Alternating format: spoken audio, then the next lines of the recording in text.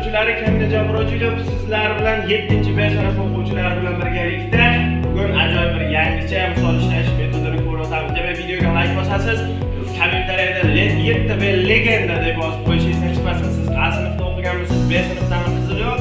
Agar B sinfda o'qigan bo'lsangiz B larni qo'llab o'tang. A sinfda o'qigan bo'lsangiz 7A sinfini qo'llab o'tang. Xullas, hammasi 7A va 7B sinf o'rtasida musobaqa tarzida o'tkazilyapti. Videolar YouTube'ga joylangandan keyin kim ko'p like, komment va uzatishlarni amalga oshiradi, shuni ham hisob-kitob qilamiz va yakunda g'olib sinfga o'zim chiroyli bir sovg'a topshirib qo'yaman. Misollarimiz 05 suvlarga taqilish kerak degan suvni qopqog'ini ochish mumkin emas, suvdan ichish mumkin emas. Faqat masalan misol ko'rinmasa bitta chayqatib olsangiz, hamma misol ko'rinadi. Mana shundan birinchi misollarni yozib olasiz. Keyin ishlaysiz, tushunali. Yana suvdan ichib, qopqog'ini ochib qo'ymanglar. Demak, tarqatishni boshlayman. 20 minut vaqt beriladi.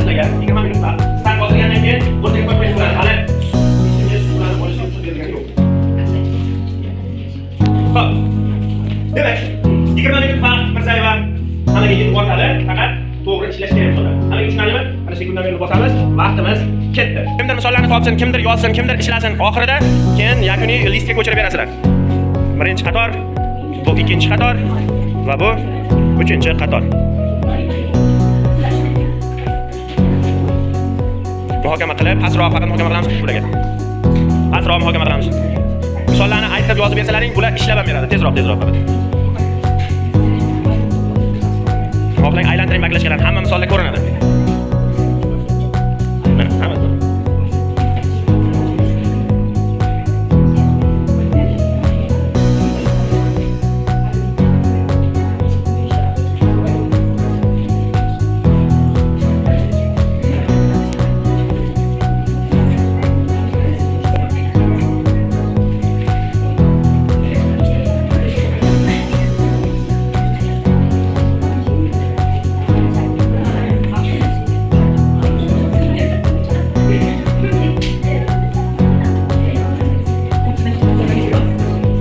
Ovozlaringni qo'shnilar eshitishi kerak emas. Pastroq muhokama qilamiz.